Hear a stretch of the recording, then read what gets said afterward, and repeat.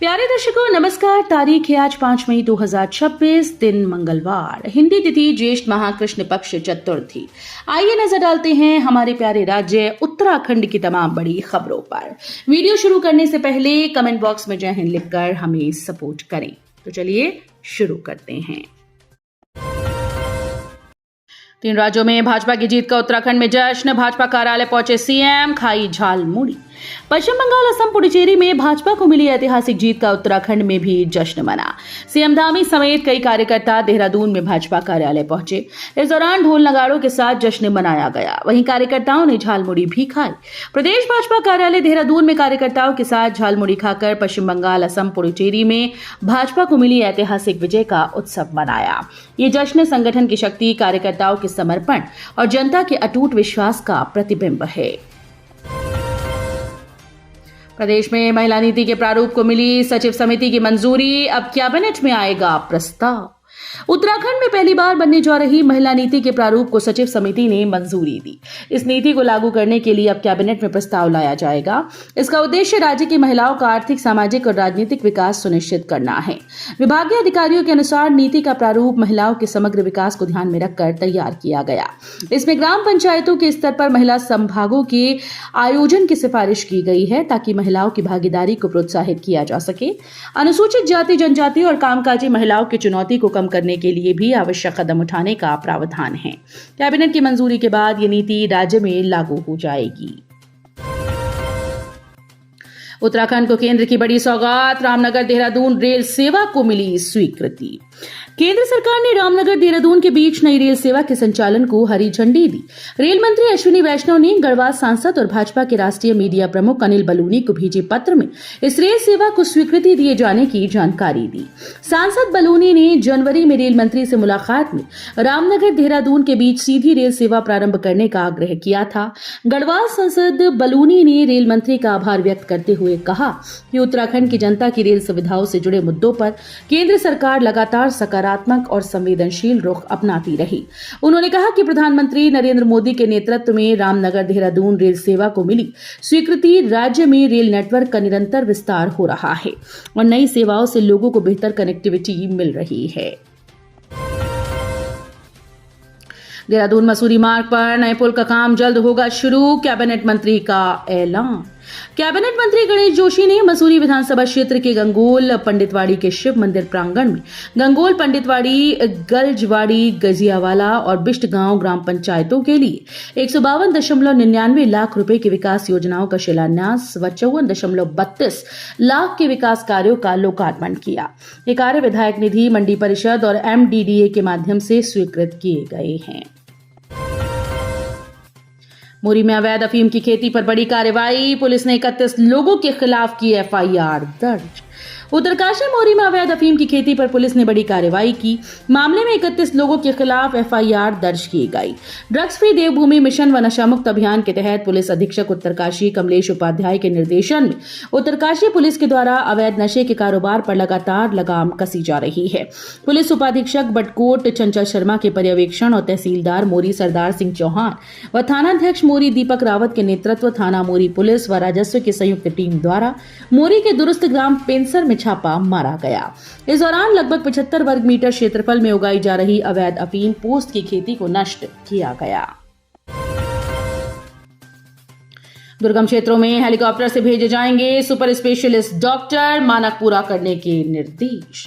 स्वास्थ्य और चिकित्सा शिक्षा मंत्री सुबोध उनियाल ने कहा कि प्रदेश के दुर्गम क्षेत्रों में मरीजों को बेहतर चिकित्सा सुविधा उपलब्ध कराने के लिए सुपर स्पेशलिस्ट डॉक्टर्स को हेलीकॉप्टर से भेजने की व्यवस्था की जाएगी। इस पहल से आपात स्थिति में मरीजों को इलाज के लिए दूसरे क्षेत्रों में नहीं जाना होगा। राजकीय दून मेडिकल कॉलेज में स्वास्थ्य मंत्री ने चिकित्सा शिक्षा विभाग के अधीन संचालित मेडिकल कॉलेजेस की समीक्षा की।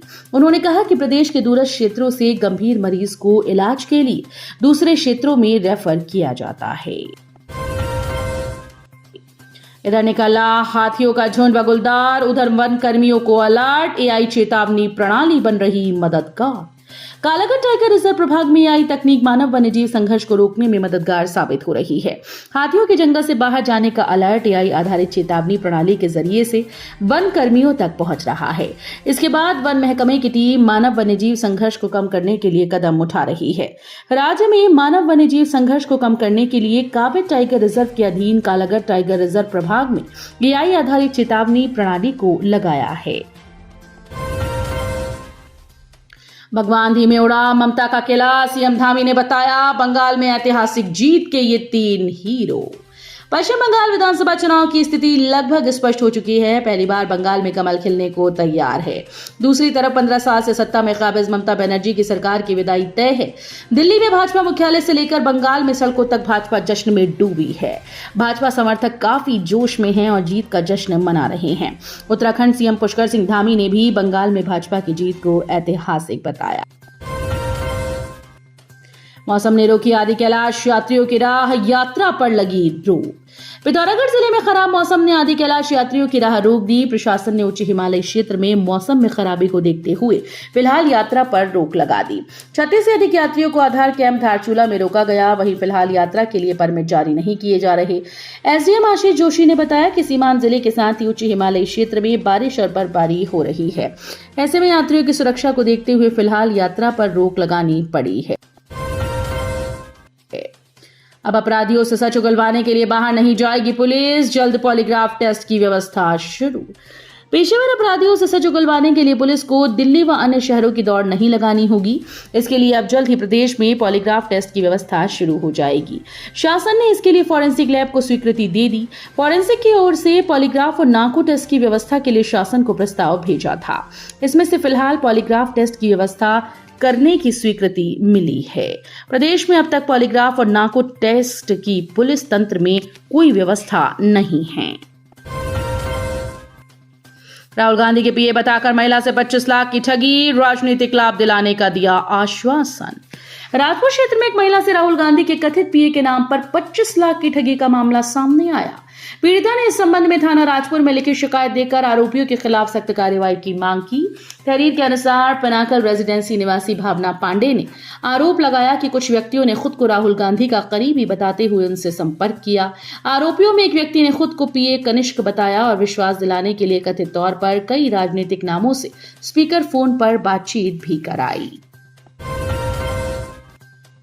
दहेज के लिए पत्नी की हत्या, शादी में बाइक न मिलने पर था विवाद। पहले गला घोंटकर मारा, फिर ले गया अस्पताल। सेलाकोई थाना पुलिस ने दहेज हत्या के मामले में फरार आरोपी पति को बाजार से गिरफ्तार किया। उत्तर प्रदेश के जिला लखीमपुर खीरी के भीरा थाना क्षेत्र के रडा बाजार निवासी आरिफ ने 21 अप्रैल को अपनी पत्नी शाहीन बानो की चुन्नी से गला घोंटकर हत्या कर दी थी। उसने हत्या को बीमारी से हुई मौत दिखाने के लिए झूठी कहानी गढ़ी। पोस्टमार्टम रिपोर्ट से गला घोंटकर हत्या करने का खुलासा हुआ। थाना प्रभारी लोकपाल परमार ने बताया कि आरोपी ने अपनी पत्नी की हत्या दहेज में मोटरसाइकिल न मिलने और अन्य व्यक्ति से बात करने के शक में की थी। बद्रीनाथ धाम में हृदय गति रुकने से महाराष्ट्र के 2 श्रद्धालुओं की मौत, अब तक 3 की जा चुकी है जान। बद्रीनाथ धाम में सोमवार को हृदय गति रुकने के चलते 2 श्रद्धालुओं की मौत हुई। सुरेश मोतीराम नेमाणे 60 वर्ष, पुत्र मोतीराम नेमाणे निवासी पतोड़ा आलमपुर महाराष्ट्र व माखनलाल जगन्नाथ कोठारी 70 वर्ष, पुत्र जगन्नाथ कोठारी निवासी चंद्रपुर महाराष्ट्र, दोनों श्रद्धालु 4 धाम यात्रा के तहत भगवान बद्री विशाल के दर्शन के लिए आए थे। यात्रा के दौरान उच्च हिमालयी क्षेत्र में स्वास्थ्य संबंधी कारणों से दोनों श्रद्धालुओं की तबियत अचानक बिगड़ गई। उन्हें तत्काल प्राथमिक स्वास्थ्य केंद्र बद्रीनाथ धाम में उपचार के लिए लाया गया, जब उपचार के दौरान हार्ट अटैक आने से दोनों की मृत्यु हो गई।